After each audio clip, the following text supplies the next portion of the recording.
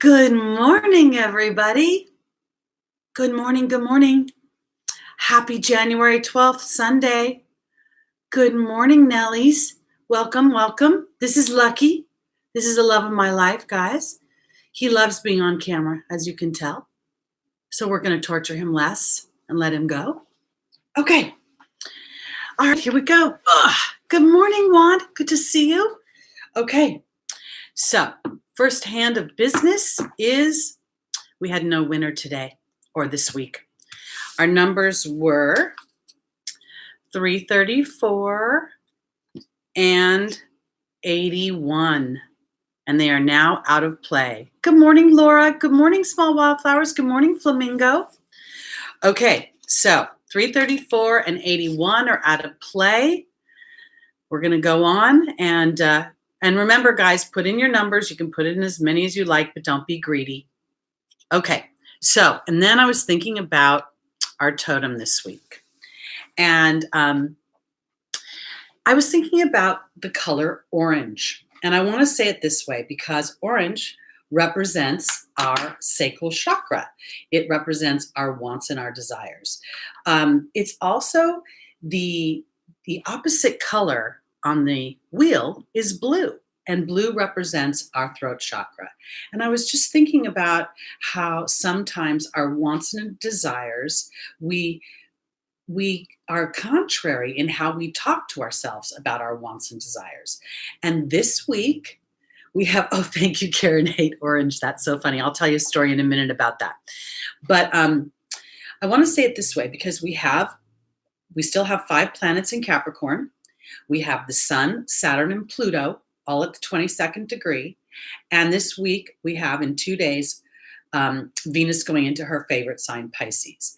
And when I was thinking about the Sun and Pluto and Saturn all being at 22 degrees, I was thinking about it's like a renovation in our lives. And our sacral chakra represents our wants and our desires. And as we pay attention to that this week, as the color orange pops out at you throughout your day, it's spirit reminding you to align to your wants and your desires and allowing this really powerful time in astrology, in our astrological weather, to support that. We had the lunar eclipse on Thursday, and then we had Uranus go direct, which I thought was actually happening today. When I went and looked at it, I realized it happened on the lunar eclipse. So all the planets are direct right now.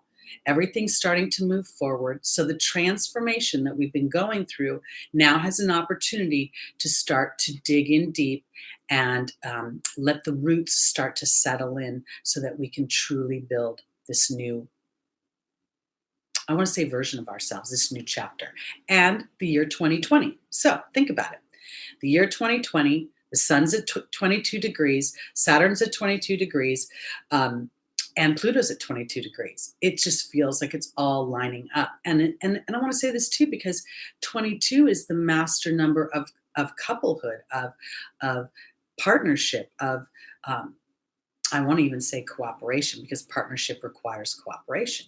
So as you go through your week, thinking about the idea of the 2, thinking about the idea of the color orange, triggering in your mind and in your heart your wants and your desires, and then not how can you push those forward, but just focusing in on what they are and how they would feel if indeed you are experiencing them. Okay.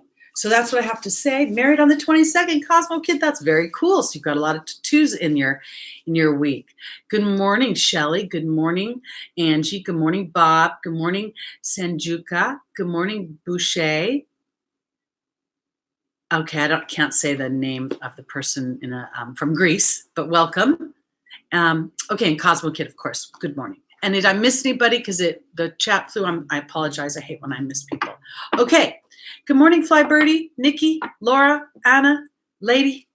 All right, here we go. We're going to start in our readings. And as usual on my show, we go backwards. Pisces is first, and we end with Aries. So here we go. Woo. All right.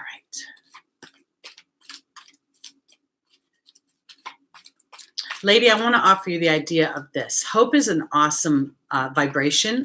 but faith moves mountains. So as you tell spirit, oh man, when I get my dream job, I can feel the abundance coming through. I can feel the cooperation of my workmates. I can feel the value they find in me. And you start describing to spirit the characteristics of what it feels like when you're sitting in the vibration of what you're wanting to experience. So when you do that, then it starts to send this momentum and your focus goes into that excitement. And the more you go into that, the more it builds. So here we go. Faith of a mustard seed. Exactly, small. Exactly. All right, here we go. Pisces. And I want to say this too before I go on, because Venus loves being in Pisces, and Venus rules our possessions. It rules beauty. It rules the things that we love, but it also rules our self-worth. So again, here we have this opportunity with all these planets at 22 degrees, giving us this idea of cooperating with our wants and our desires. And how do I want to say it?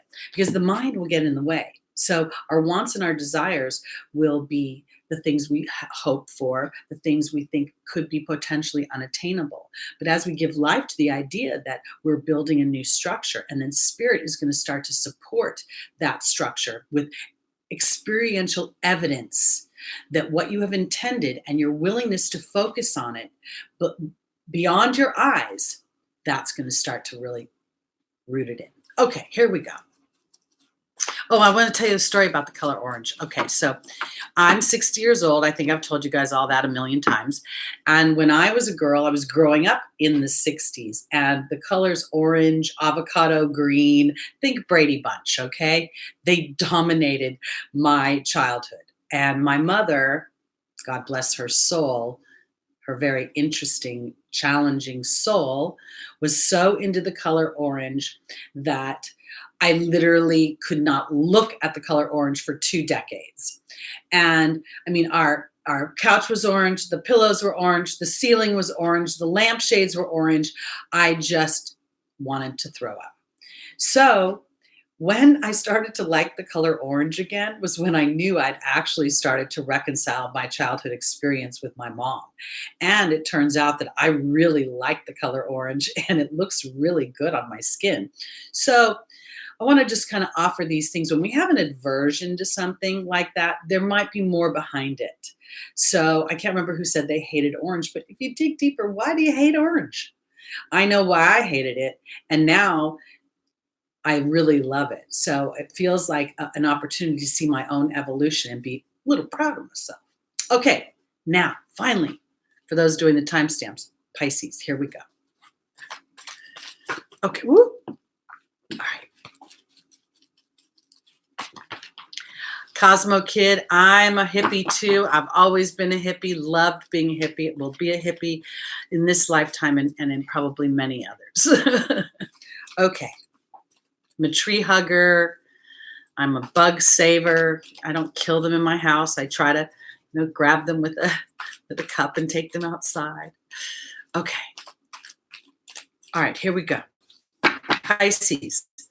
Rising, sun, moon, and stelliums. And for those of you that don't know what a stellium is, it's really 4 or more planets in a sign or a house, okay? All right, here we go. Our first angel for our Pisces is Francesca.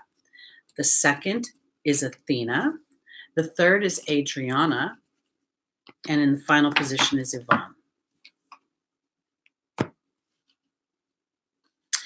Karen, I was born 59. I'm a mid-century structure. And you know what? I wouldn't change it.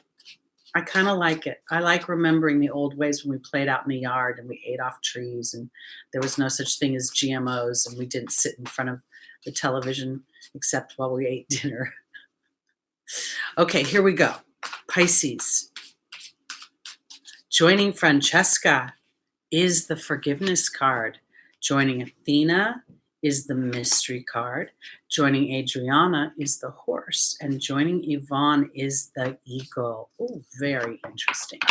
Okay, so we've been going now that Pluto and Saturn are exact, We are on the back nine, as they say in golf, of this transit that has caused great transformation. It has afforded us a dynamic that other generations didn't have. And while it has not been easy, it is really birthing an authenticity within us that will not be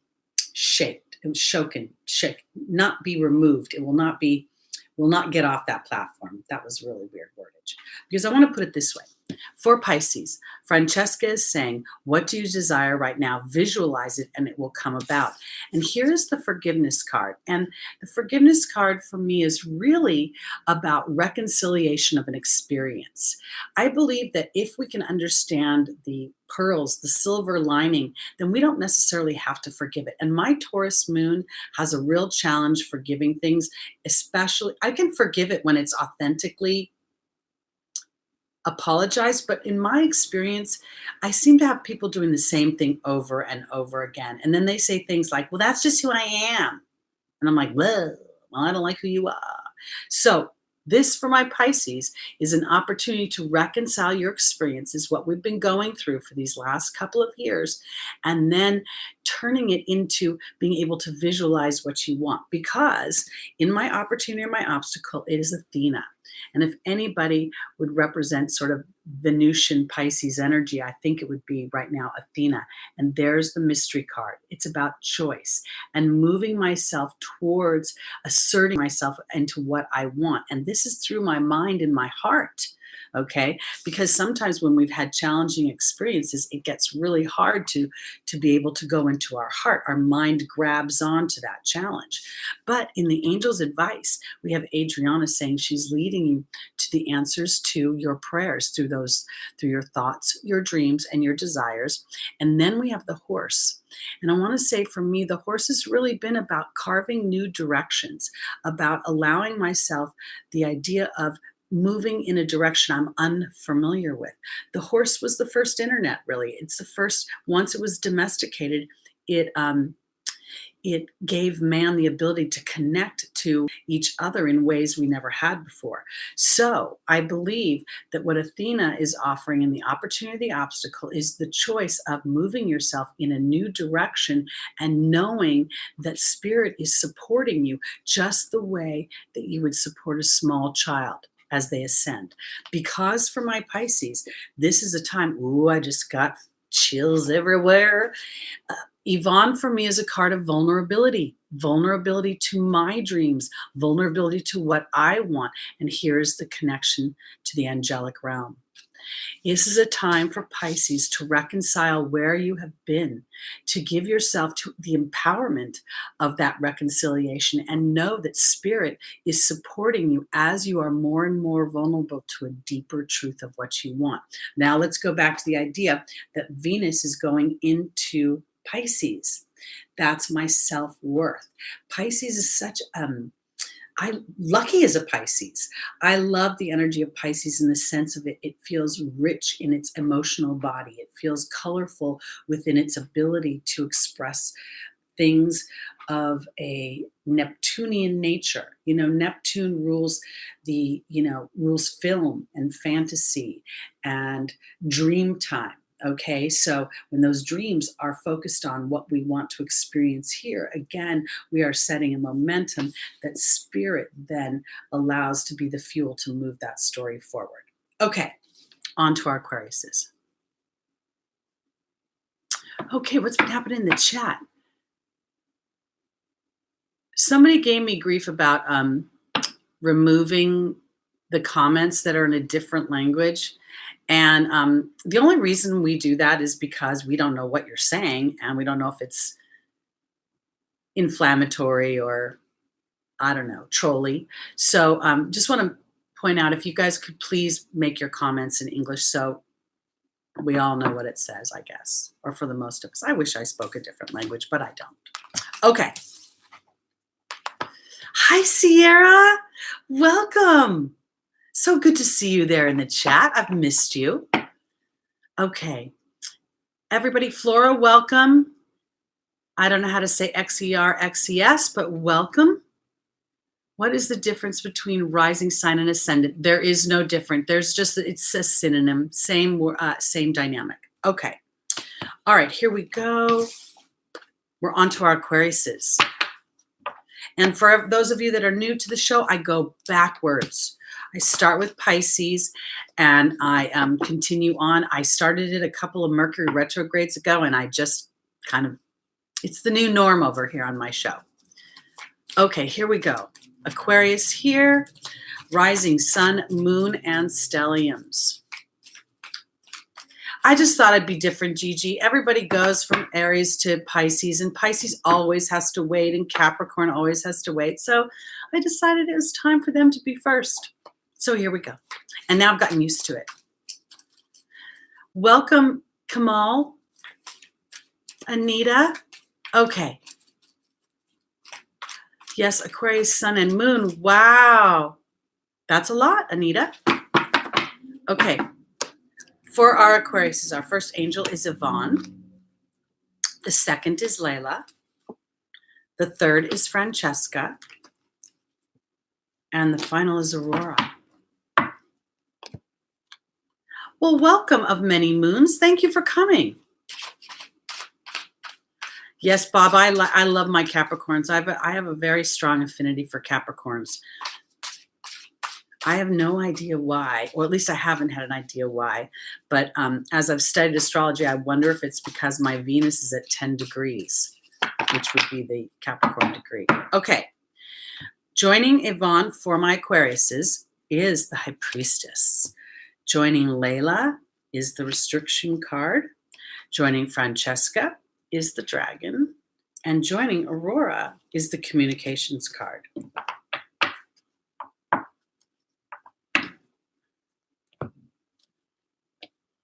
Okay, so as you guys that are new, Yvonne, for me, while they'll talk about working with animals, having a way with animals, I always see it as vulnerability because I never had children, and my pets were always like my kids, and I loved them as if they were human, and I was always very vulnerable to their well-being.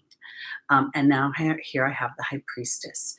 The High Priestess is about discernment. It's about prophecy. It's about an inner knowing, okay? But it's also about the version of what I want for myself. And for my Aquarians, I think this is about being vulnerable to a deeper knowing. And I want to offer this too, because Uranus, that rules you modern-wise, and Saturn, that rules you in ancient times, I feel like this is an opportunity for you to be vulnerable to a bigger dream, to something a little bit that may feel pie in the sky, something that may feel like, everybody else gets to do that, but I don't get to do that. When I say that, I mean it sort of like this. I would love to be able to start my own business, but I can't because my kids and I've got responsibilities and blah, blah, blah, blah, blah, all your story. The vulnerability allows you to remove the old story and just give life to what feels a little fanciful, okay? And I want to offer this too. We didn't mention this, but Neptune has been transiting Pisces. So Venus and Neptune are going to run into each other very quickly. I think Venus is in a sign for, I think it's less than 2 months. I don't know. I don't remember off the top of my head. Somebody help me. But I want to say it this way, because as they get closer and closer to each other, I think it offers an opportunity to dig deep into your, it's like a daydream, okay? It's like I dream of Prince Charming. I dream of the great job. I dream of this. Allow for that. Allow for the vulnerability of it, because I want to say it this way for Aquarius. Layla's my walking meditation, and then we have the Restriction card. And I don't think this is necessarily about restriction as much as I think it is about a pause for you in your human form and connection to spirit. Because spirit the baton has been passed to them. You are sitting in a vulnerable place of looking into your dream, and now spirit is going to have to start to move things around. And your job, Aquarius, is to allow yourself the power and the privilege of visualizing what it is that you want. Okay, the dragon here, this is in the angel's advice. The dragon is cool as a cucumber. Okay, this is not a fire-breathing dragon. It's quite the opposite, and she has a female energy to me. And then here is Francesca giving herself the privilege of not focusing in on the how, but how it feels once I've gotten there. Because Aquarius, here is Aurora saying you're flying high right now, which may threaten others, but they will soon be inspired by your example. And then there's the communications card. This is about breaking a box of thought. And who better to break the box of thought than Aquarius, ruled by Uranus? Independence, liberation, really thinking outside the box, almost alien, right? So I want to offer this for my Aquariuses. In our foundational position is a time of vulnerability to your bigger picture of things, what you want. And really, and I want to put it this way. When you think about what you want, Aquarius, there is an inner knowing.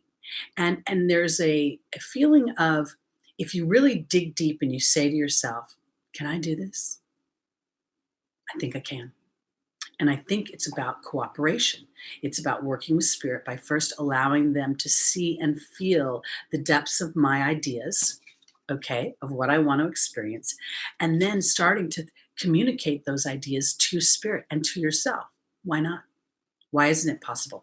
In this day and age, people's dreams have never been so attainable. I mean, we have so many shows that, television shows that allow people to show their talents. We have this form of YouTube and now Instagram. People are doing their own weather shows for this and that. I feel like this is about Aquarius really breaking that box and applying their Uranian energy and allowing themselves to be electric, be independent, be unexpected. And spirit will lead the charge of validation for that. Yes, Goldie Eyes God, anything is possible. And when we step into that vibration, we start to anchor it into the physical experience. And that's what this whole period of time in the human evolution is. It's about incorporating our dreams and our fears and seeing how our fears empower our dreams if we are brave enough to realize that without those fears, we wouldn't know exhilaration. We wouldn't know empowerment. We wouldn't know adrenaline rushes, Okay, so here we go. Oh, okay. Thank you for telling us what was said in Greek. I appreciate that. I think we removed it, but I want to say thank you for letting us know. Okay, let's go on to our Capricorns. Okay. Let's see. Hi, Dawn. Hi, Nikki. Hi, Mystery E Entertainment. Okay, receive the gift. Okay. All right. Let's move on. Okay, so we're on to our Capricorns. I was thinking the other day, one of the reality couples had a baby this last week, and I was thinking about the natal chart and how that would be, what kind of a life plan it is when you've got this kind of dynamic in your chart. And I started to think to myself that I could look at it as, oh, that poor child, what a road they're going to have to hoe at some point. Or I could flip the script and see the benefit of transformation and what the universe and what this planet is doing in the way of ascension. And then thinking to myself, wow, maybe all that stellium in Capricorn and all those planets being exact will actually serve a much bigger picture for that child, a reward. Welcome, Tammy Bambi, I think. Welcome, Moon Magic. Here we go. There was not a winner this week, unfortunately. Our numbers were 81 and 334, and we had no winner. But last week we had a winner, and Frosty21 claimed their prize. Okay, here we go. Here we go. All right, Bob, we're working on it. We'll make it a good one. Here we go. For me, goats. Remember, goats are really good at traversing mountains. And when they get up to the top, the sight is beautiful. Okay, for our goats, our first angel is Crystal. The second is Yvonne. The third is Xana. And the final is Seraphina. Ooh, I love it when I get chills.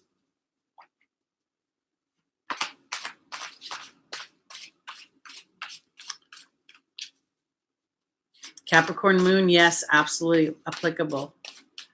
Okay. Somebody was one off the number. Yeah, I remember. I thought, oh boy, bummer. But it's fun to see you all playing. We got to be whittling down and getting closer, and we should be having more winners soon. Okay, Capricorn. Joining Crystal is the Water Fairy. Joining Yvonne is the Risk card. Wow. Joining Xana is the Dragon. And joining Seraphina is the Mystery. Okay. So Capricorn, you have been going through a tremendous transformation. Obviously, having Saturn in your natural sign and all of this activity that's been going on. Crystal represents having faith and hope because there's more on the horizon that you can't see. And then here we have the Water Fairy. For my goats, okay, part of this is, being an earth sign, you like to, have things rooted. You like to see where you're going. You like to see the landscape of the mountain as you go up, but you're learning how to see with a different eye. I feel like this last 2 years is taking you into your intuitive body and you're feeling stronger in that. And I want to say it this way because I'm going to go to the final position. Seraphina represents a happy change to the family. And then there's the Mystery card. And to me, while, Seraphina is holding a baby, I don't necessarily think this is about a baby. It's about the Capricorn allowing themselves the evolution of this time, the evolution of their intuitive bodies in alignment and incorporation with their physical, emotional, mental, financial, all the facets that make up the human experience, because you're choosing happiness now. That's what I feel like. I feel like Capricorn is starting to choose to be happy, claiming that, which is what this whole transit is about. It's what Pluto's doing. It's bubbling up what makes you not happy so that you can move it out of the way so that you can build a new structure, Saturn, renovate the building of your home, the home of your mind. Because in your opportunity or your obstacle is, Yvonne, my card of vulnerability and the Risk card. And the funny thing about this is what I believe it's for. I feel like Capricorn is getting brave. They're willing to risk a vulnerable place where their inner knowing is superseding the physical experience. And in the angel's advice, we have Xana, the angel of protection, and we have the dragon. So you're starting to feel, as you've started to, I guess, incorporate this transit and what it has to offer you, you're starting to trust a deeper inner knowing that is setting a stronger foundation for moving your story forward to be happy. And when I say be happy, this is not about a bobblehead going, oh, I'm so happy. It's more about removing the obligation of other people's opinions, removing the peanut gallery, and being authentic to what it is for you. If you're a Capricorn that likes to get up on Sunday morning and read the newspaper for an hour, but you haven't done it because, whatever's going on, this is about that authentic time. It's like, I know it sounds maybe a trivial example to use, but it's something that feeds our soul. And as we feed our soul, then it's easier for us to allow others to feed their soul. So I feel like this is a really good thing for my Capricorns. It's like you're incorporating your intuitive body with your physical body that's starting to create experiences that are anchoring in the physical experience, your intuitive body. I hope that made sense. Okay. Goldie Eyes God, getting rid of the negative is an interesting dynamic because I actually think that being positive when you feel challenged or you feel negative is like putting gasoline on a fire because it's a resistant energy. So what I've told people is if you're resisting negativity, don't even try. It just feels like a waste of time. But if you can find a way to put yourself in neutral, if you can find a way to put yourself in the in-between place, neither positive nor negative, that will offer spirit an opportunity to give you a new experience that will then support a new vibration for yourself. I hope that made sense. Okay, here we go. On to our Sages.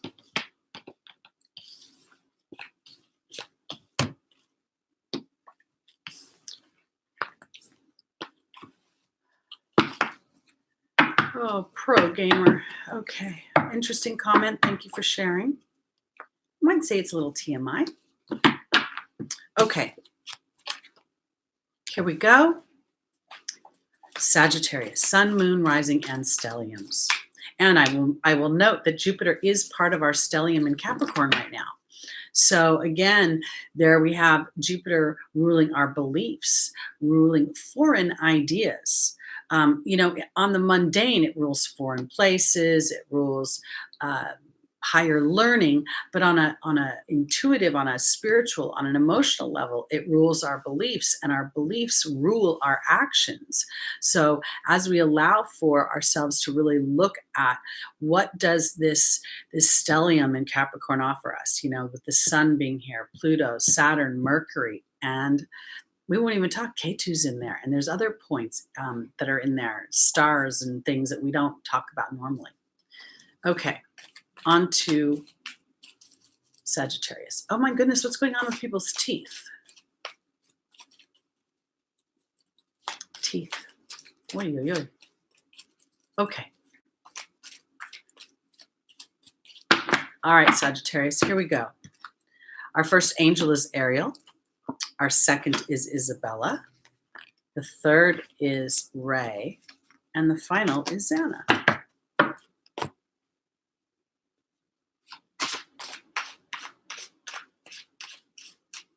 Oh, yeah, okay. Saturn rules teeth too, doesn't it?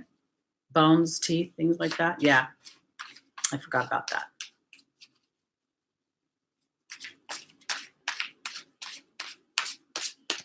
Okay. Ariel is being joined by the Truth card. Isabella is being joined by the High Priestess. Ray is being joined by the Partnership card. And Xana is being joined by the Focus card. Wow, this is cool. Okay, so Ariel talks about new psychic and spiritual experiences changing the way you view yourself and the world. And here's the Truth card. I just got done saying that Sagittarius rules higher learning. It rules the connection to the angelic realm. It rules our beliefs. And as it rules our beliefs, it allows for our truth to come. This is what this whole transit has been about. And it isn't about the truth versus a lie. It's really about the truth that is about our unique expression. That's how I want to put it, guys. I don't want to throw the baby out with the bathwater. I don't want to say that the last 60 years of my life have been, one big fraud. No, they're varying. It's like an onion. As we go on this life path, we reveal layers of truth within ourselves and things that we want, which changes over time. So I feel like for my Sagittariuses, this dynamic this week offers a deeper truth as you connect to spirit and allow for the transformation of the way you think, from being solid here to being more connected to spirit. And then I have in the angels that are in the opportunity of the obstacle is Isabella saying, yes, the timing is right for this new venture. A happy outcome follows your positive expectation. And then we have the High Priestess. The High Priestess is really, it's about discernment, it's about prophecy, it's about vision. But she's got a bowl of liquid here. She's got the moon in her third eye. This is very much about emotions, very much about receptive energy, very much about as we give life to what we want, as we muse on it, as we focus on it, we become a magnet and draw it to us. The person who has bad luck focuses in on bad luck. And you can hear it in their conversation. Oh, nothing good ever happens to me, blah, blah, blah, blah, blah. Pay attention to people's their self-talk, because their self-talk will come out through their conversation. So this is for Sagittarius in their opportunity, their obstacle, to anchor in and know Spirit is supporting. Yes, the timing is right. That's what this transit is about. It's moving out what doesn't work so that we can allow to move in to what does work for us. And here in the Angel's Advice is the partnership card and Ray. Ray talks about yoga and exercise being essential. I don't see it that way, because look at her. She's in a meditative position. Her eyes are closed. She has this yellow stripe coming up out of her third eye. The yellow represents our power chakra, and there's a green and a blue stripe, her heart chakra, and how she speaks. Partnership with Spirit. Here we go, Sagittarius, in the foundational position, the truth and the connection to Spirit. Because as you move forward, Xana is saying that you're being protected from all types of harm. And this is spiritual harm, emotional harm. It's the harm that people and your experiences can do to your self-esteem. And then we have the focus card. As you focus on the deeper truth and connect to Spirit, your experiences are going to start to mirror what it is that you want. And I want to offer you this too, guys. I believe that as a tribe, as Lada's channel has grown, we are a community. We may not all meet every week. We may not all know each other, but there's a common intention. There's a common intention to understand ourselves, our human experience, and to move it towards a more authentic expression of ourselves. So we become part of this energetic wheel that is starting to gain momentum. So this is where the protection comes in, because as we focus on our individual wants and desires, we are creating collective of acceptance of our wants and desires. All right, on to Scorpio. Hope that made sense, guys. Welcome, Africa. It's good to see you. Good evening. I think it's so cool. Like, you guys, Spirit has shown me over and over again that the internet is one of the most rooted ways to feel what it's like to be in spirit, because it is a place of community, is a place of connection. There is no time. There is no space here. Here we have CHS from Africa here in the evening. Here it's Sunday morning for me. This is so cool. It's so connective. Okay, Mariska, thank you so much for saying that. That's so nice of you. All right, let's go on to our Scorpios. Oh yes, of course the internet must have been invented by a Gemini, no doubt. Welcome, France. I don't know if it's bonsoir, bonjour, something like that. Okay, here we go. For our Scorpios, Sun, Moon, and Stelliums. Welcome, Cheryl. Good to see you. All right, here we go. Welcome, South Africa. Woo. Cards are flying. Welcome, Kim Beam. Welcome, Panther of Fit. Senjuka, I think I said good morning to you. All right, here we go, Scorpio. Our first angel is Maya. Our second is Athena. The third is Rosetta. And the final is Akasha. Interesting. Maya is the student, and Akasha is the teacher. So let's see how that plays out.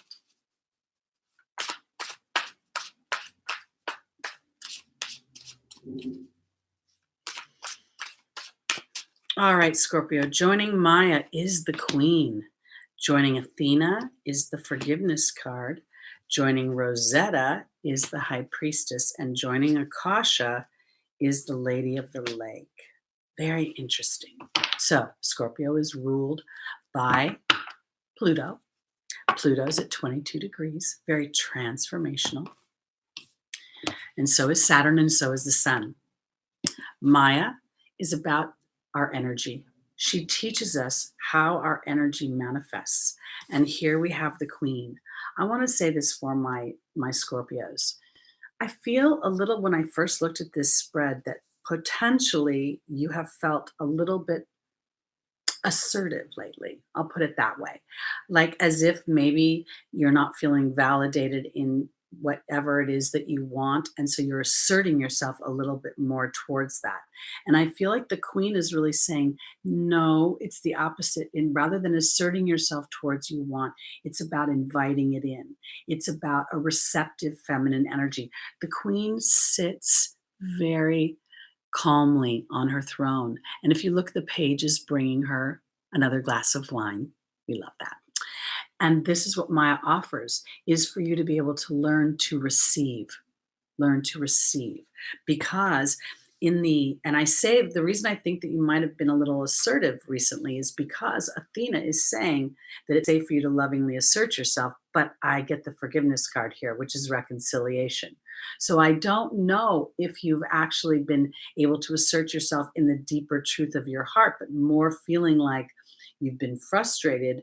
And so you might be over asserting your opinion or your wants and desires, because in the angel's advice is Rosetta and there is the High Priestess. And I think this is about coming from a more childlike way, a little bit more soft, a little bit more innocent, and knowing on a deeper intuitive level that that's how you respond. That's how you are motivated to move forward rather than being a little bit assertive.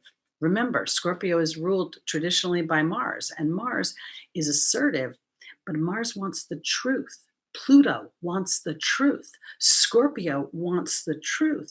But if you scare people a little bit in trying to get the truth, they won't give it to you.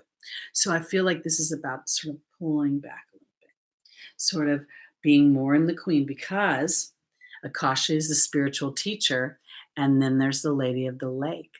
I feel as if you have an opportunity to learn something about your own truth, Scorpio. This is Excalibur, the sword of truth. And she's coming up through the lake, but the waters have been choppy. The emotions have been running high right now. And that's where I feel like, again, you're justified in your wants and your desires, but thinking about how you're landing on others might help facilitate getting what you want more expeditiously, or more cooperation more easily. Okay, so that's it for my Scorpios. Let's go on to our Libras. You ready? Okay, here we go. Hello, Tiffany. Welcome, welcome. Anyone else I miss? Angie? Yay. Okay, Bob, you're hanging in there with us. Awesome. All right, here we go.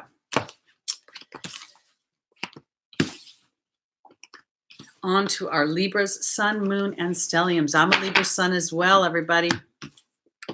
And I want to say, honestly, it's the least influential. Sierra, yes, we got things. We're moving forward with the project too. So we'll be connecting with you, Sierra, on that idea. Hope you're enjoying Northern California. Welcome, Mary. Welcome, MH. Welcome, Beat 'em Back. Welcome, Enya. Is it Enya? Enna? Merci. Mr. E Entertainment, welcome. Okay, let's get on to our Libras.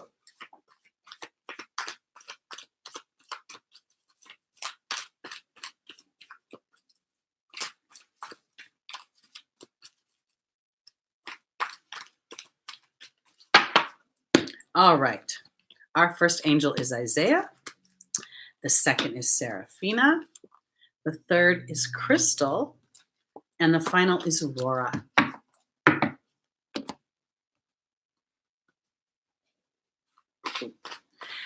Beat 'em Back, this is not necessarily Vedic or tropical. I mean, I guess it would be tropical, really. But what I go by is your rising sign.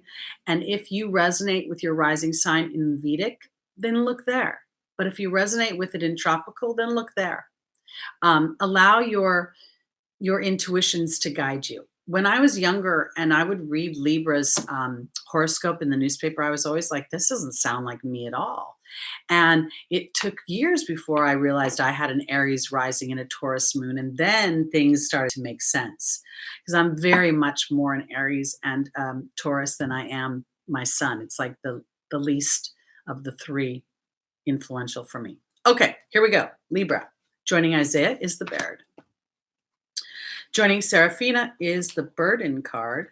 Joining Crystal is the Disruption card. Well, this is joyous so far. And joining Aurora is the High Priestess. Okay. All right. So first thing I want to say for my Libras, first and fourth position are more rooted in the 3D experience, whereas the second and third position are more advisory, more esoteric. So in Isaiah is saying it's time to give birth to new ideas and new situations, that you're being guided and protected as you give life to these new ideas. And then we have the history card, the Baird. This is the enchantment of storytelling. This is music, but it's also my history. So I want to say this for my Libras. Libra represents justice, balance, the scales, right? So we go back and forth.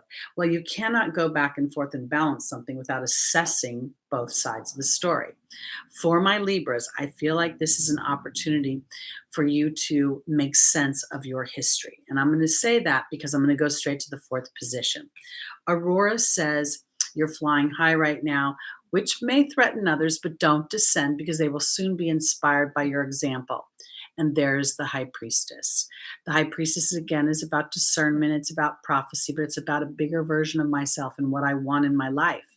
And what if my Libras, by using their history as a launching pad, basically like this is how I want to put it.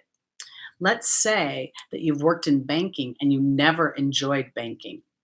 You know, as you give life to new ideas, don't go to banking. Go to what it is you want. And that's how you'll inspire others. It's not because you'll be telling them something. It's because they will experience your permissions that you give yourself, even while weighing the pros and cons of it all. Because I feel like on some level, Libra may be considering the committee, the family, and whatever their decisions are may feel like they're burdening others. And I want to say, I don't think that's necessarily true. I think it's the fairness and the justice of Libra that's over analyzing things, because Crystal is saying, have faith and hope that there's more on the horizon, and that will disrupt the burden. And this is what I want to offer for my Libras. There may be many, many Libras that are of, in their parental prime. They've got 3 kids and they've got Girl Scouts and I don't know, all the other things that parents do when they're running around crazy. So when you're imagining moving yourself forward in the version of what you want, you're going to contemplate those experiences and dynamics in the people around you. I feel like there's a part of Libra that as you allow for a new story, you rewrite your history, it may appear to be a burden, but instead it disrupts the old story in a way that gives new life so that you can inspire others. This is not about being selfish. It's not about saying, I'm going to do me to the detriment of you. It is about Libra balance in knowing that if I take care of myself, you cannot save the baby if you do not put the mask on yourself. So as you allow for yourself to explore your dreams, your wants, your desires, even just a little bit, you have an opportunity to open up a dynamic within your own personal families that supports you and the whole. That's how I want to put it. That history card, the Baird, feels so much like obligation to me. It's more feels like it's how I assume that things should go. It's how I feel like it's done properly.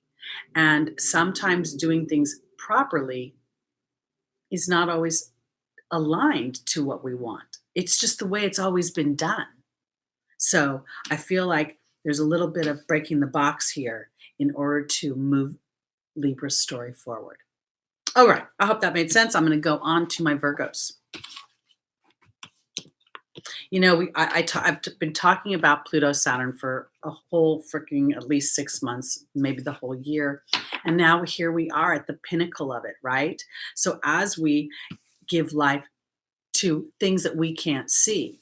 As we give life, Libra, to new ideas and new situations, it gives spirit an opportunity to give you a new experience. And as you root that new experience, it actually supports the people around you to allow themselves the same thing. Oh, Mary, how fun. You've got Venus going into Pisces. So it would be the double Libra and the Venus and the Pisces. Ooh, that feels like love. Love, love. All right, here we go. On to Virgo. Here we go. If you guys hear my stomach growling, I apologize. I don't know what is going on. I didn't get breakfast and it's acting out. All right, welcome, Croatia. Good to see you. We are going on to Virgo. We're about halfway through. I go backwards. I start with Pisces and I end with Aries. Good morning, Live, Love, Peace. Good to see you again. Welcome back. All right, here we go. For our Virgos, our first angel is Celeste. The second is Crystal. The third is Maya.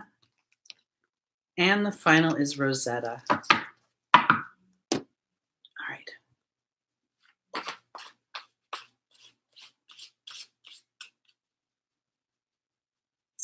Oh, I'm sorry, Flora Greek. What does that say? Small wildlife. Since Teri said she loved animals, can you help her notice my plea for helping Australia in a vast org change?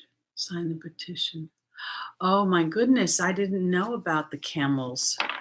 We will look into that. Thank you for sharing that. At the very least, we can send prayers for balance. At the very least, guys. So pay attention to that, really, because it's terrible. And I have to say this too. I'm horrified by the dog killings. The dog meat killings too. It's crazy. But I think what I have heard is that there are astrological dynamics that are actually going to start to support our seeing animals as our co-creators on this planet. So excuse me, guys, for just a minute. I'm going to have to just remove this person. Thank you. Okay, there we go. All right. Okay. It's scary sometimes, the things that we didn't know that's happening around the world before we had this platform such as this. But as we put our prayers together, we become very powerful. I want to offer this idea too, Flora Greek, because it's a be, do, have manifestation. Our being energy is our belief, our disposition, our attitude as we take our actions. So as we as a community pray for all the animals, as well as the camels, the dogs, anything that's being poached, anything that's being treated without reverence is the way I want to put it, because animals here are here to work as our co-creators, as I said. So let's put out that vibration first, and then spirit will lead those that are on this life path. They will be inspired with action. Okay, here we go. For our Virgos, joining Celeste, we have the dragon. Joining Crystal, we have the bear. Joining Maya, we have the mystery card. And joining Rosetta, we have the eagle. All right, so my very practical Virgos, my Mercury-ruled thinkers, I want to say this. Celeste talks about a happy move to a new place of employment or a new home, ushering in new energy. The dragon is about power and strength. For me, Celeste is a card of shifting the way I think, because you can put me anywhere in the world. And I mean, you could put me in a new job, you could put me in a new home, but I think a certain way. So as I shift the way I'm thinking, I am empowered from a new platform. And if you look at the dragon, my Virgos, she's calm. I always think of her as a very feminine energy. She's calm. She kind of gets her power, and she knows that it comes from her point of view, her being energy. And here for my Virgos, I have Crystal saying have faith and hope, because there's more on the horizon that you can't see. And then there's the bear. The bear is about feeling something beyond what I've seen, beyond my history, beyond what I've experienced, because my Virgos have something to learn. And the choice is, that's what the mystery card means, is to allow an inner knowing to supersede your physical experience, because you're being led into, this is the eagle. The eagle represents the connection to the angelic realm, and you're being led into a time where you're starting to realize that it is your be, do, have energy, and you're being connected to spirit is how indeed your manifestations will start to reveal themselves, and it'll become more and more palatable to you that what you can't see is more real than what you can. Because for Virgo, when you're looking through your eyes, you may be inadvertently looking for challenges. You may inadvertently be looking for problems. When we, as humans, identify something we want, almost a knee-jerk reaction is, how will we get it? And that is a series of obstacles, or a series of, I want to say obstacles, because that's usually how the human looks at it. We usually don't see opportunities moving in. So for my Virgos, this is an opportunity for this period of time, this stellium in Capricorn, to transform, to renovate the house of your mind, Celeste. And honestly, we know that Saturn rules structures, okay? The biggest structure of the human experience is the mind. It is. So, this is what I want to say for my Virgos. This opportunity comes to you as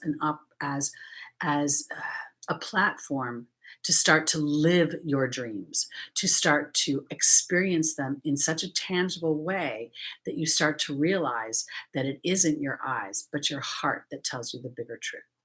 Okay, let's go on to our Leos.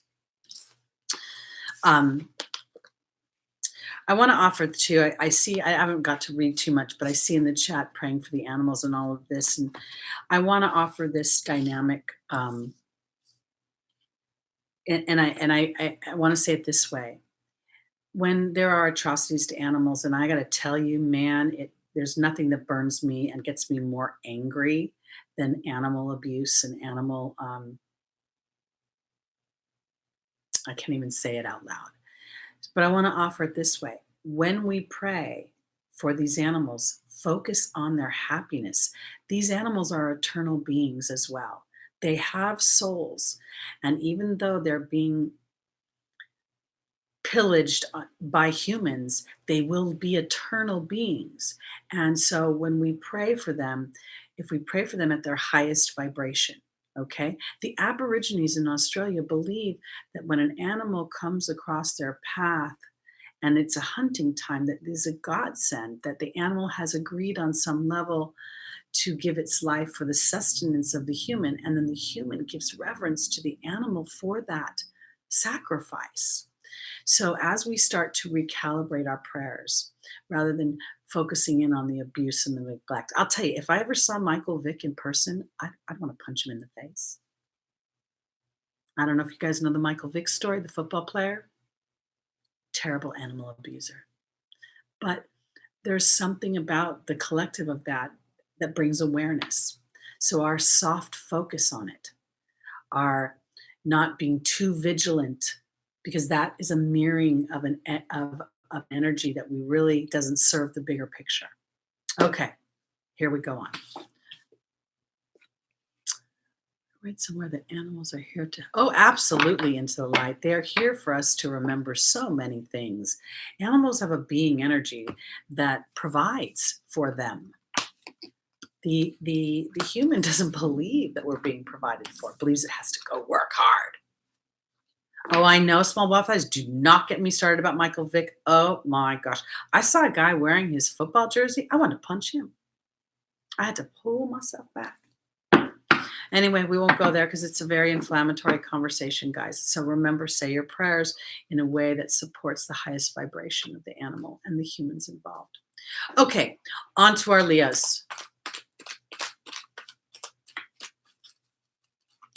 If there's one example of a being energy, those of us that have animals within our homes, paying attention to their being energy is one of the greatest gifts we can do, because it reminds us that it's not about a doing energy, it's about a being. All right, here we go. For our lions, our first angel is Archangel Raphael. The second is patience. The third is crystal. And the final is Daniel. Okay, here we go. Yes, Teresa, they are. They are grounded into Mother Earth. And what is Mother? Mother is nurturer. Mother feeds us. Okay, here we go. Yes, our roaring lions.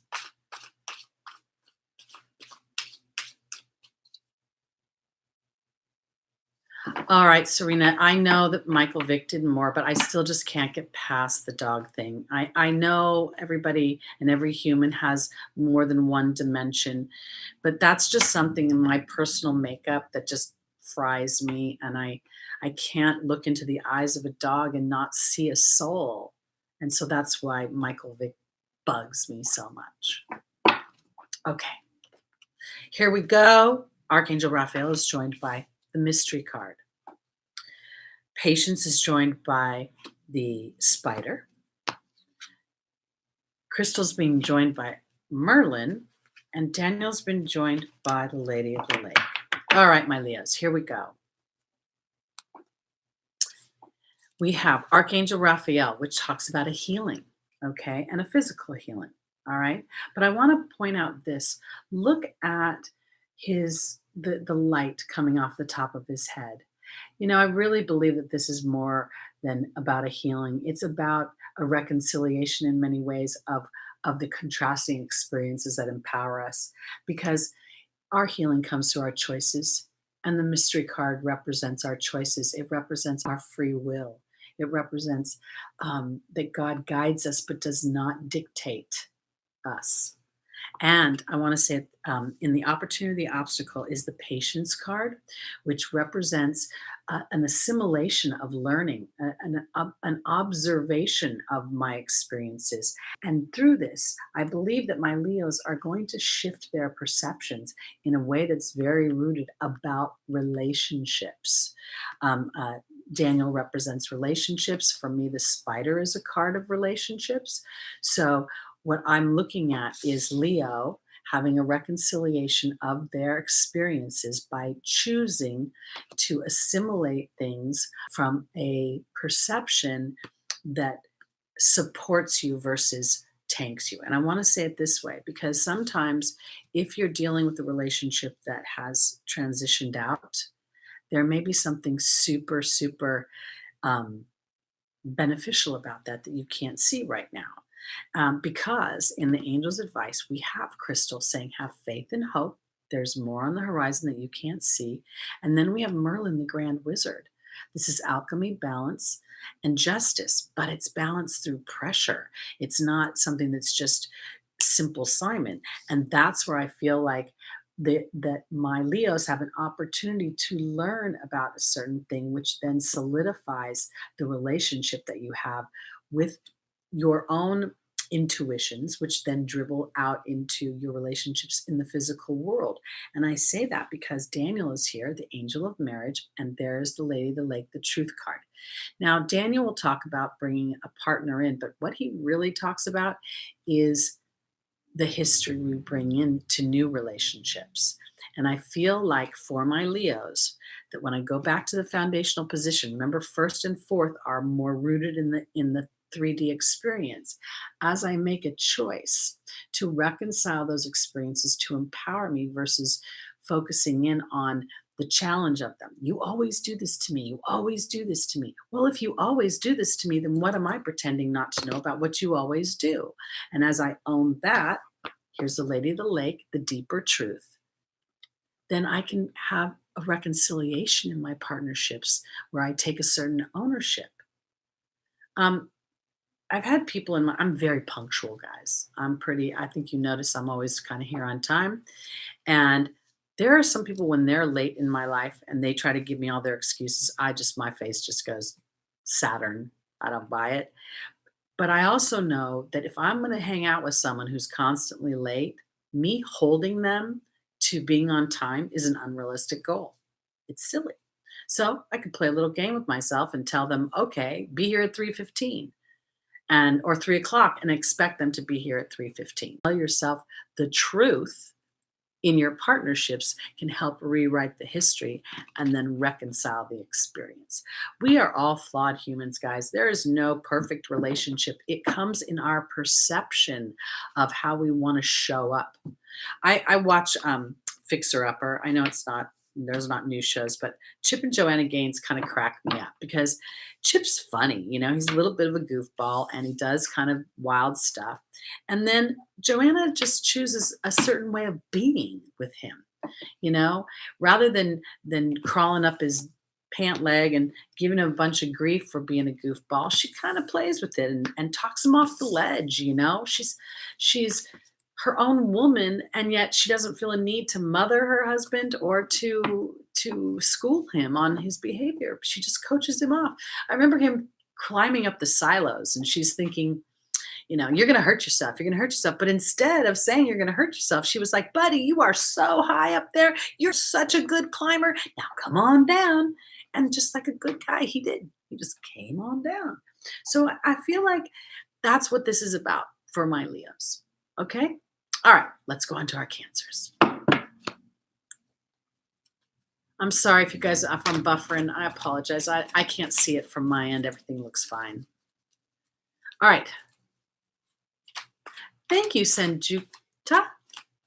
Thank you very, very much. Okay, here we go. On to our Cancers. I love to call you moon children. I think it's such a pretty, it's so hippie.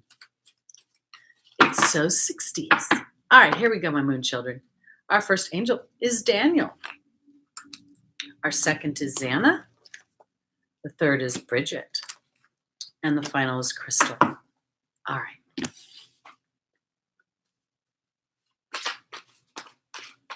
Welcome, Anne from Liverpool.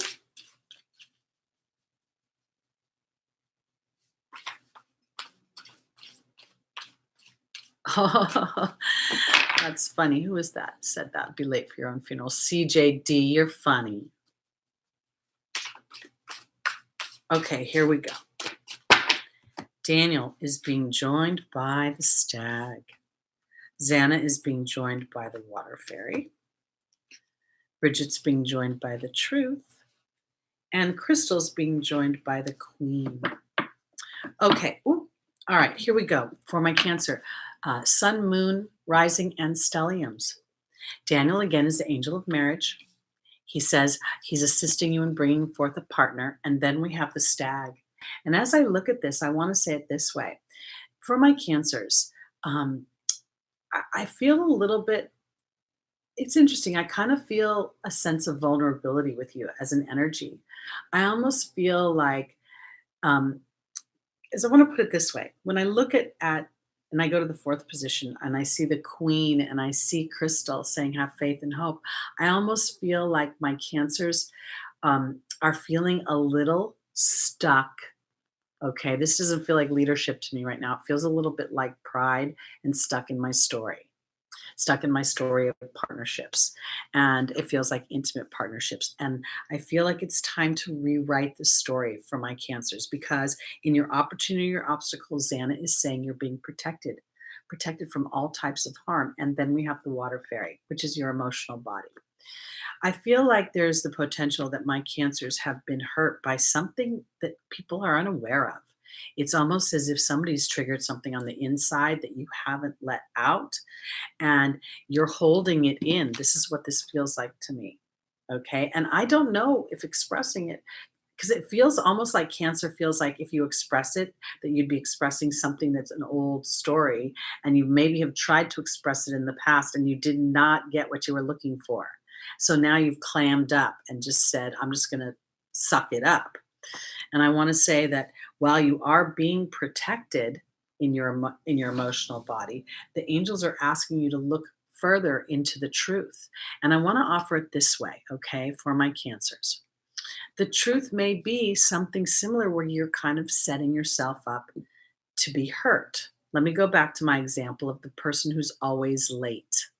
So if I know somebody's always late and I make a plan with them and then I am ready on time, am I setting myself up to feel hurt because I'm not paying attention to what I already know about the other party?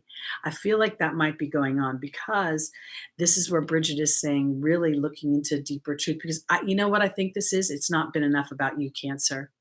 Whatever the relationship that you're in, has somehow the other person's been driving the bus, or the other person has been the priority, or the other person has been the pinnacle. And I think that lack of balance has been eroding you, and you want somebody to say, you're important too. I want to put you first. This is your turn. And I feel like this is time to start to connect with spirit and to ask to receive. Remember, the Queen is about reception. She's fertile. She receives. The page brings her wine. She sits on her throne and she benignly rules the kingdom. And then here is the crystal, having faith and hope there's more on the horizon. So for my Cancers, I feel like you connecting with spirit about some emotional thing that's bothering you, a deeper truth in your situation, and then connecting with spirit about allowing yourself to be able to express this without creating disruption. Express this from a place that's authentic, where it can clear the air versus refueling a cycle. That's how I want to put it. And I think it's important, as you have faith and hope, that you're focused in on what that faith is, not on that challenge. Okay, because that's where the stag gets me a little stuck. Okay. Hi, Bonnie. Hi, Rita. Did I miss anybody? I think I did. Hi, Allie Sky.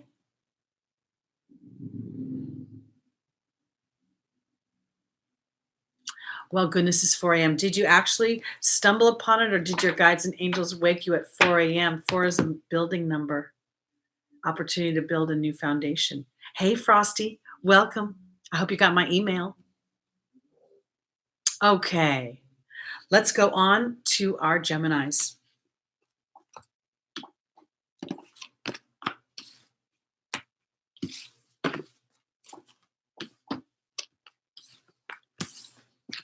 Got to get going. Good morning, Vanessa. All right, here we go. Our Geminis, Sun, Moon, and Stelliums. Well, maybe I'll put you back to sleep, Allie Sky. All right, here we go. A stellium is 4 or more planets. 3 sometimes is a loose stellium, but 4 in one sign or one house. It's a very influential. All those planets. You could have, you could have your rising, your moon, and your sun in 3 different areas and still have a stellium with Venus, Mars, Neptune, Pluto, Saturn, any one of the other planets. Okay, here we go. Freddie, do you believe that the sun rises in the sky every day? Astrology is not something to believe in, honey. It's as real as the earth is. It's as real as your everyday activities are. All right, here we go. All right, for our Geminis, our first angel is Bridget. The second is Xana. The third is Chantal. And the final is Isaiah. All right, here we go. All right, Gemini girl, this is for you.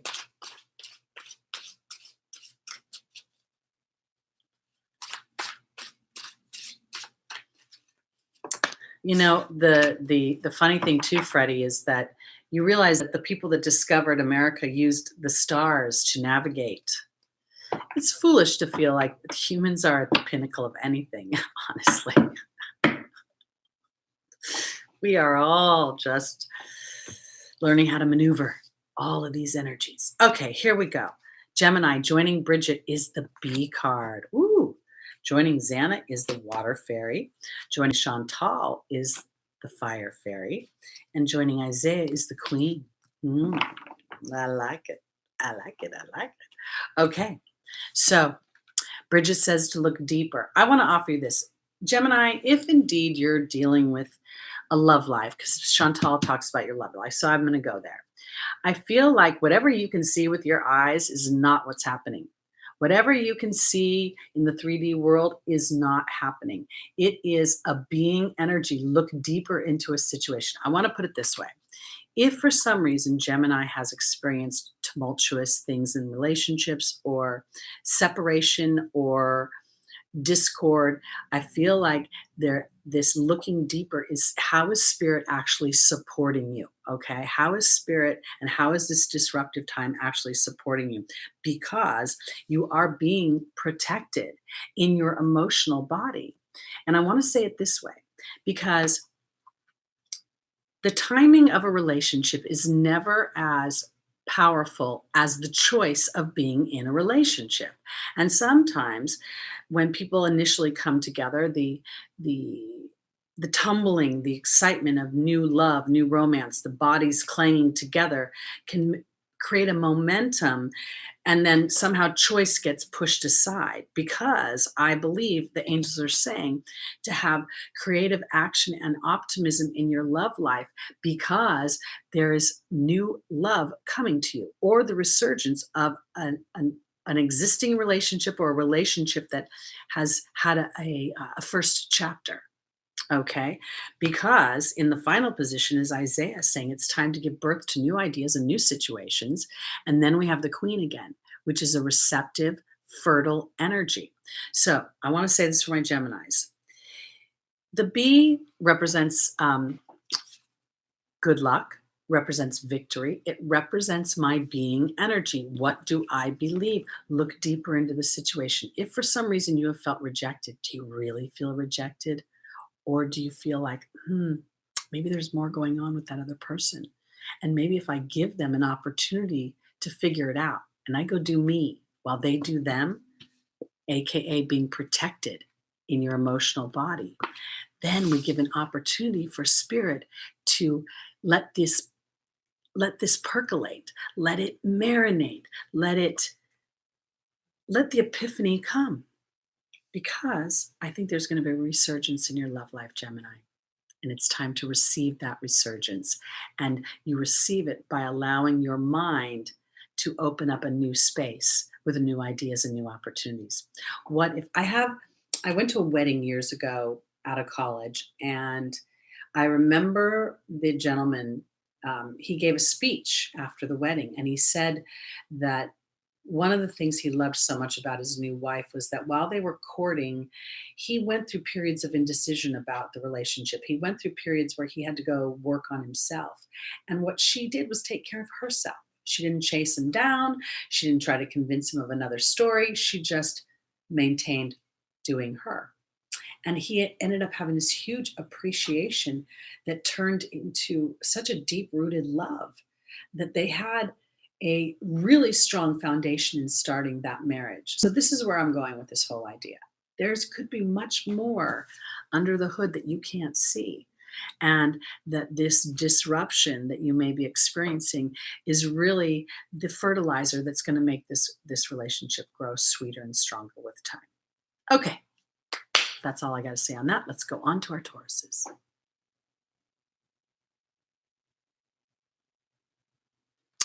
Welcome, welcome, Freddie. I hope we didn't jump on you too much. We're just saying. Anything else? Did I miss anything? Okay. All right. This is a safe form to express yourself in balance. If y'all are just kind of vigilante, we're not into that idea, but we are into opening and exchanging of ideas.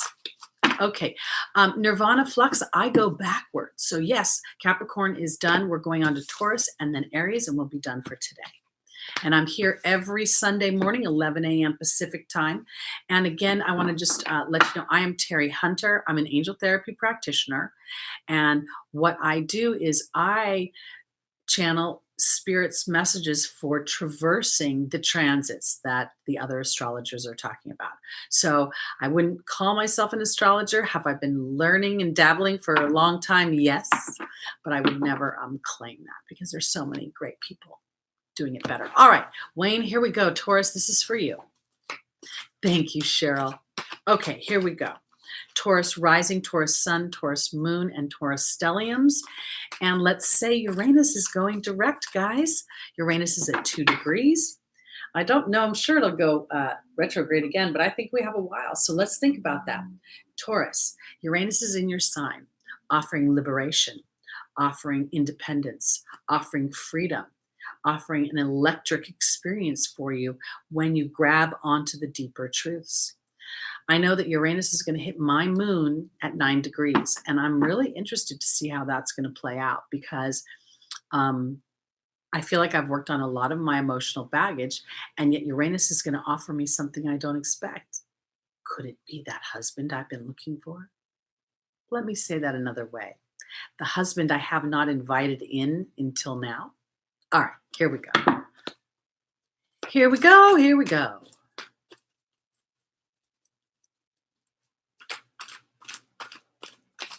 All right, here we go. Taurus.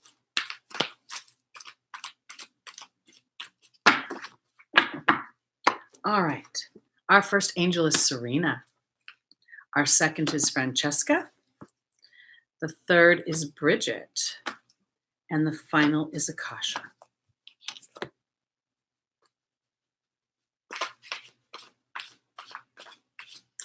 It's not about predictions, Freddie. Astrology is not about predictions. I'm sorry to interrupt, Taurus, so don't be mad at me. I want to put it this way.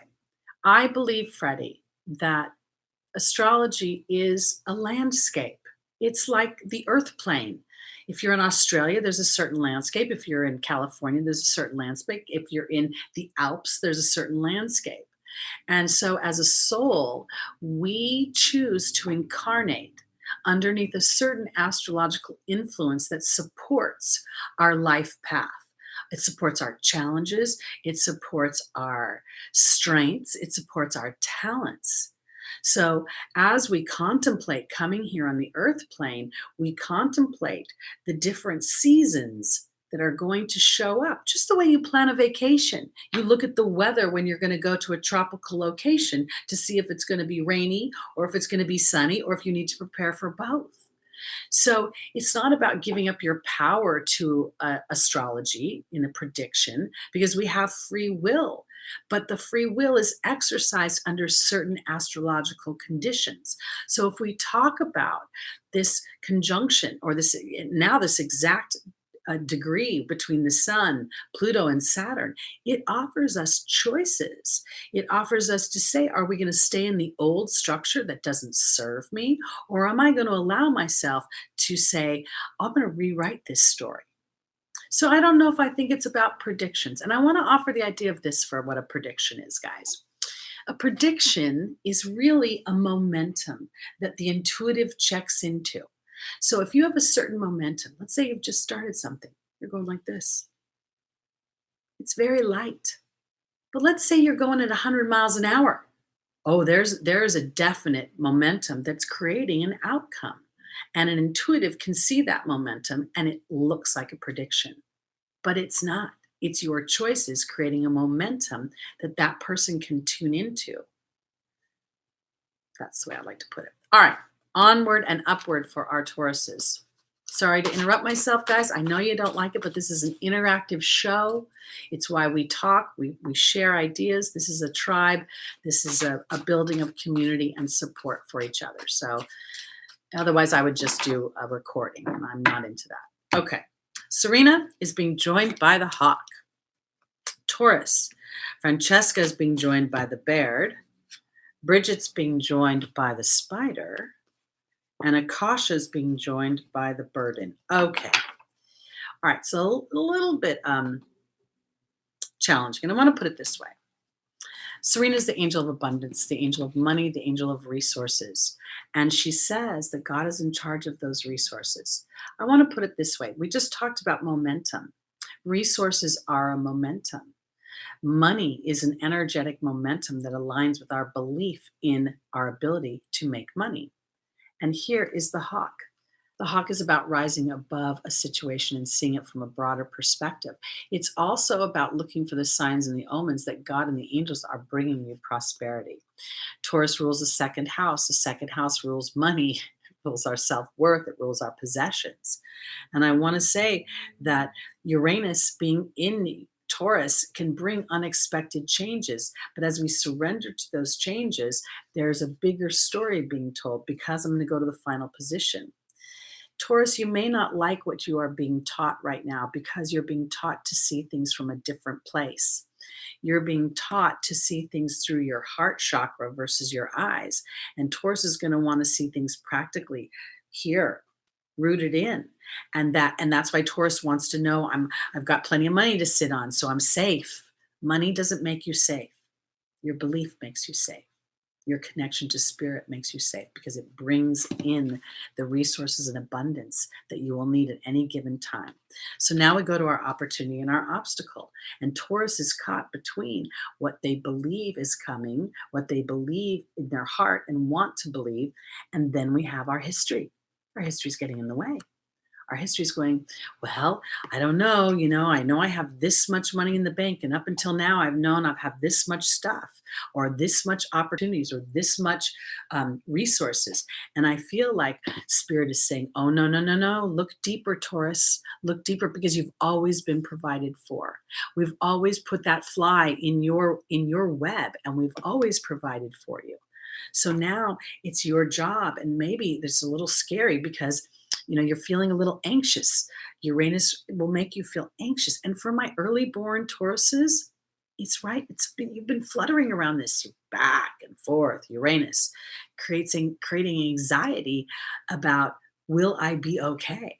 Yes, you'll be okay. And I feel like now is an opportunity to really connect with spirit and say, I am ready to transform the burden of my own thought and to see how I am being supported. Okay, this is a process. This is we talk about this exact 22 degrees, the sun, which is only going to be like a day, by the way. So it's really today. But Pluto and Saturn are going to stay here. They're going to stay at this 22 degrees for a few more days before it slowly starts to eke off. And these are all these opportunities to redefine what is most authentic to Taurus, and to know that as you see what is most authentic to you, not a band-aid on what you want, but a full-blown manifestation of the deeper truth, instead of that I don't want to say shallow, but the one you think you can get versus the really one you want. I feel like it's time to start to open up to that and to allow spirit to teach you. And the burden is sitting in the unknown, sitting in what you can't see, sitting in what you want versus what you've actually experienced. All right. That's where we're going. Okay. Now we're on to our Aries, our final sign.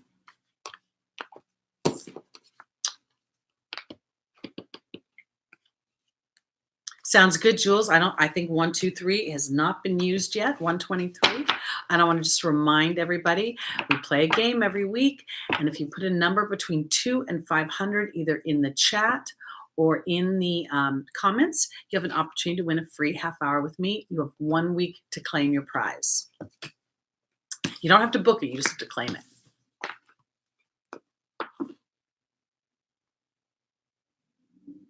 Maybe you just need friendly people to get to know. I don't know what that's about. Okay. Here we go. Hey, Thibaut, welcome back. I don't think we've seen you in a while. Hi, Radiance. Hi, Mara Blue 7. Hi, Jay Estevez. I think I said hi to Teresa, Minda, Damber, Christina, I think that is. All right. Hi, everybody. Welcome, welcome. Global Music. Angela Moon. I hate when I miss somebody. All right, here we go. Our final sign today, Aries. And here we go. Aries Sun, Aries Moon, Aries Rising, Aries Stelliums.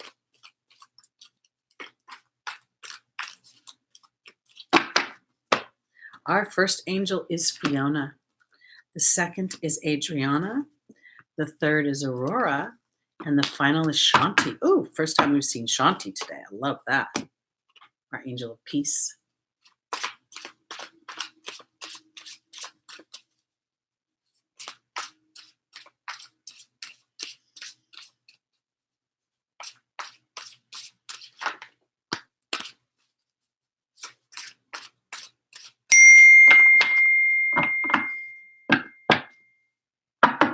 Okay, Fiona is being joined by the raven. Adriana is being joined by the frog. Aurora is being joined by the joy card. And Shanti is being joined by the bird. Wow, guys, this is pretty cool, I gotta say. All right, so those of you that have watched the show for a while, I think you know that I really resonate with David Cochran's assessment of Aries energy. Most people call Aries the warrior, the general, the crankmeister, the off with your heads, but Aries for me is the truth seeker. That's how David Cochran described it. And Aries is ruled by Mars. Scorpio is ruled by Mars in ancient times. Scorpio doesn't like BS, and neither does Aries. So my point is this, is that I feel like for my Aries, this is a time when you are going to start to experience a deeper truth of yourself, your authentic self. And I want to say, because I feel like I'm going to just pop to the fourth position and then go back around, because Shanti is the angel of peace. And I believe for Aries, it's peace because there's a reconciliation of whatever your history has been. It's almost as if the truth of your story reveals itself in a way that brings you peace. All right, let me go back and show you how I see this. Fiona talks about, now that you've asked God and angels for help, be open to receiving their guidance. And look at her. She's happy. She's easy. She's breezy. She's joyful. She's expecting good things. Because Aries, it's just a matter of time. It's a timing issue. Magic is in the air. Manifestation is in the air. Things are happening. But if you see, in many ways, the raven is sitting on a skull. Something must go away in order for something new to come in. And I don't think you should be afraid of it. I think you should allow for it. Because in our opportunity or our obstacle is the frog. And the frog represents the cleaning of our emotional house. And then we have Adriana, saying she's leading us towards the answers to our prayers, to our dreams, to our intuitions, through our thoughts, our inspired thoughts.